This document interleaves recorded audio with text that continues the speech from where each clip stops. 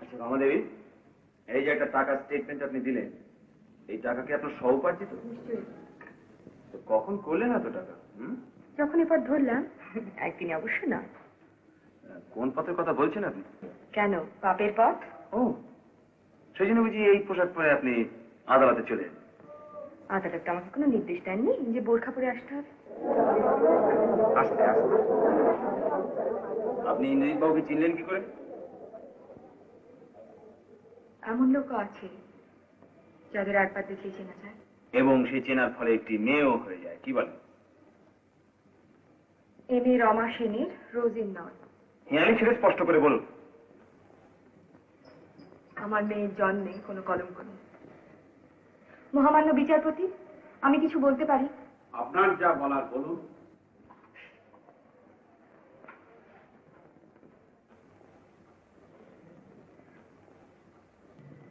অনেক দুঃখে, অনেক কষ্টে শুধু মেয়েকে বাঁচাবার জন্যই আমি এ পথ ধরেছিলাম। আজ আমি নোংরা, আমি ঘৃণ্য, কিন্তু সেজন্যই বোধহয় ইন্দ্রজিৎ মুখার্জিকে চিনতে ভুল হয়নি।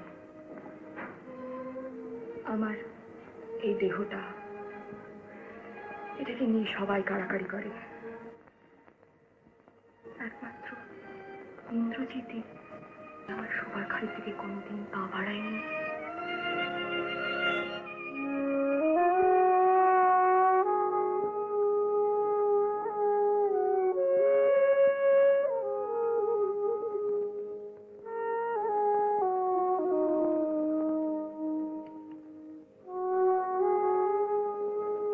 একটা নারী পুরুষ আমাদের সমাজ তো কোনোদিন সাদা চোখে দেখেনি, বিশেষ করে আমার মতো মেয়ে যেখানে জড়িত।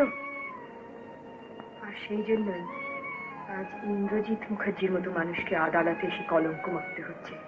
তাই আমার অভিযোগ ওর স্ত্রী ধীরার প্রতি।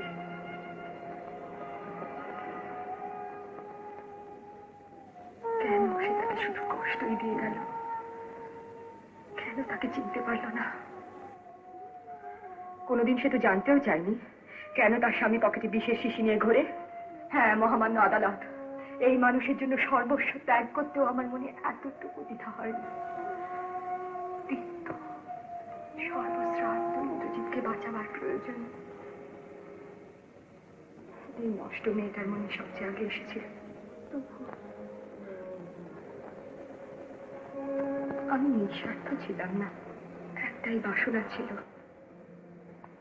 যে মেয়েকে বাঁচাতে আমাকে কাদায় নামতে হলো সে যেন তার থেকে দূরে থাকে। তাকে তাকে বাঁচাও ইন্দ্র, এই নষ্ট মেয়েটার হাত থেকে তাকে বাঁচাও।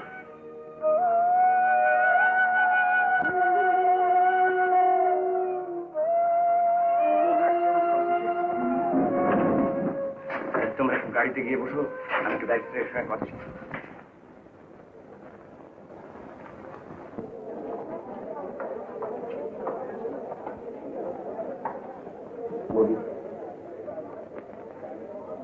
চলো আমরা যাই।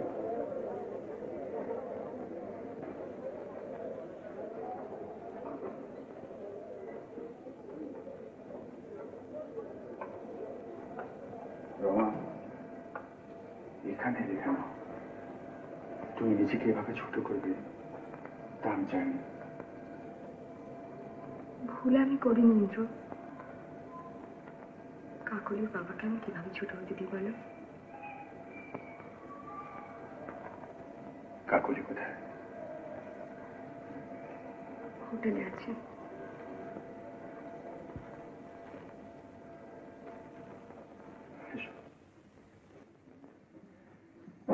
কি হলো? বৌদি, বৌদি, বৌদি, দাদা, বৌদি অজ্ঞান হয়ে গেছে। ধীরা, ধীরা, ধীরা, ধীরা,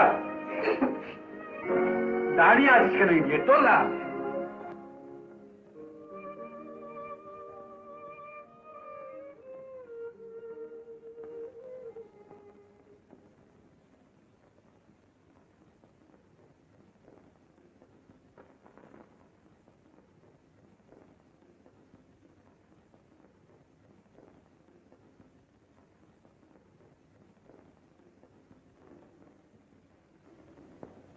দাদা,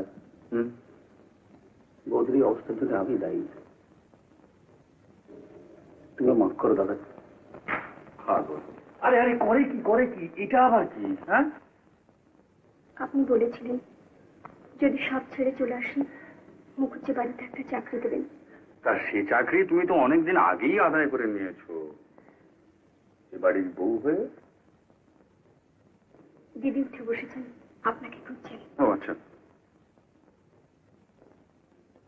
এখন কিরকম বোধ করছো? ভালো। আমাকে এখানে নিয়ে এসছো কেন?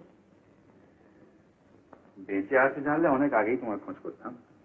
আমি নাও আসতে পারতাম। হুম, আমি নাও আসতে পারতাম। আমি জোর করে নিয়ে আসতাম। তুমি তোমার প্রতিজ্ঞা রাখো। কিসের প্রতিজ্ঞা? ফুলসজ্জা রাত্রিরে আমাদের কথা হয়েছিল যে পরস্পরের ভুল আমরা ভেঙে দেব। কিন্তু ধীরা, তুমি তখন তোমার দাদার কথাই সবচেয়ে বেশি বিশ্বাস করেছিলে। সেই জন্য তুমি মুখ বন্ধ করেছিলে। মুখ খোলার সুযোগ পেলাম কোথায়?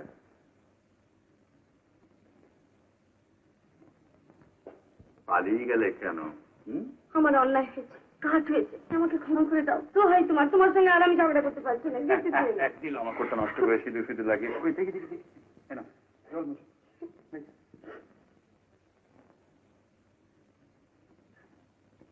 সেই মেয়েটা কোথায়? কোন মেয়ে? সেই মেয়েটা, সেই নোংরা ভালো মেয়েটা, রমা। সে কোথায়? হ্যাঁ, তাকে দিচ্ছি। বাড়ি তাকে দিয়ে কি হবে? বেশ লোক তো তুমি। তাকে বাণীর জলে ভাসিয়ে দিয়ে আমার সুখের জন্য বুঝি তুমি এখানে বসে থাকবে? আচ্ছা, কেন তুমি বুঝতে পারছো না? সবকিছু ত্যাগ করে সে শুধু বড় হয়ে থাকবে আর আমি বুঝি সারা জীবন ছোট হয়ে থাকবো? আমি কিছুতেই সহ্য করতে পারবো না, কিছুতেই না। তুমি বিশ্বাস করো। চলো না গো, যেখান থেকে হোক তাকে খুঁজে বার করবো। দাঁড়িয়ে রইলে কেন? চলো না, চলো। হ্যাঁ যাবো, চলো। হ্যাঁ। বাহ বাহ, চমৎকার চমৎকার। তোর মতলবটা কি বলতো? মামলাটা কাছে দিয়ে আমার মুখে শুনলি কেন? এই বস্তির ঘরটায় ভিকিরির মতো মরতিস যদি আমি না থাকতাম। চুপ করো দাদা, তোমার এক পয়সা আমি খাইনি। ও, দেবু কবিতা আমার মাইনে খেত, সে কথা ভুলে যাসনি। সমস্ত আপনার ষড়যন্ত্র সব। আপনার ওই চাকরির কথা মনে হলে আমাদের ঘৃণা হয়। তোমার মুখ আমরা কোনোদিন আর দেখতে চাই না। ও, বেশ। আচ্ছা, তুমি হাসছো? ঠিক আছে, আমিও দেখে নেব। না না, একটু মিষ্টি মুখ করে যান। ঠাট্টা করছো?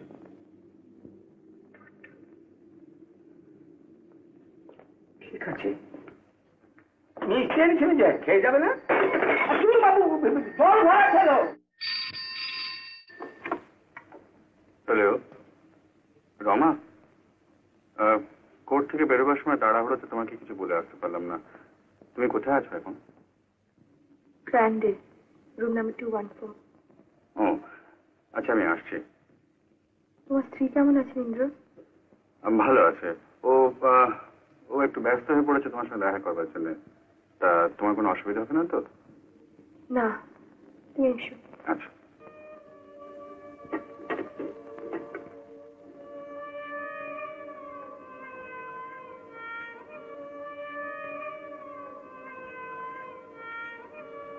মাসি, কাঁদছো কেন? কি হয়েছে তোমার? বলো না।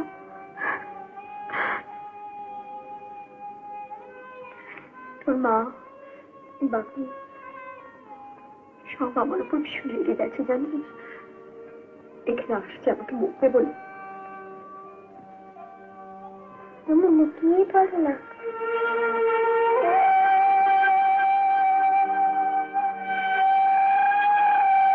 ঠিক বলেছিস। সে ভারী মজা হবে কিন্তু জানিস, ভারী মজা হবে। তুই তুই আমার কথা ওদের কাছে কখনো বলিস না, কেমন? কখনো বলিস না।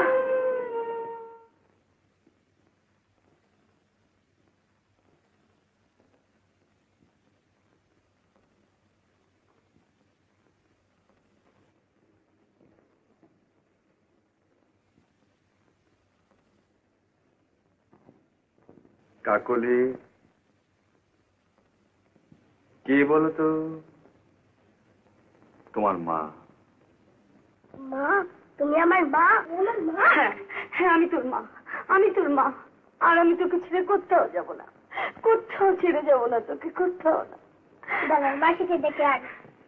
মাসি মাসি তুমি কোথায় গেলে? মাসি রমা, রমা,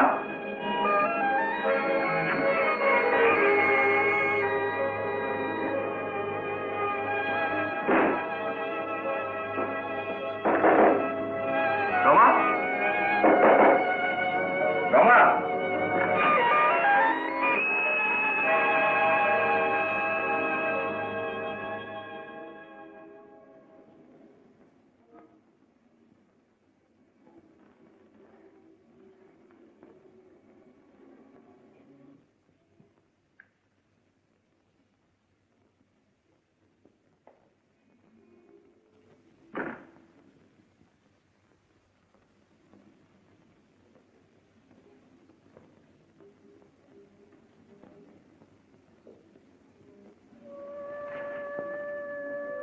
চললাম, শুধু তোমার ভরসাতেই কাকলিকে রেখে যাচ্ছি। হীরা যদি না চায় তবে কোনো অনাথ আশ্রম টাশ্রম ওকে দিয়ে দিও। নোংরা মুখ দেখার থেকে অন্তত সেটা তো অনেক ভালো। আর শোনো, আমার কাছে আর কিছুই নেই, বিলটা তুমি দিয়ে দিও।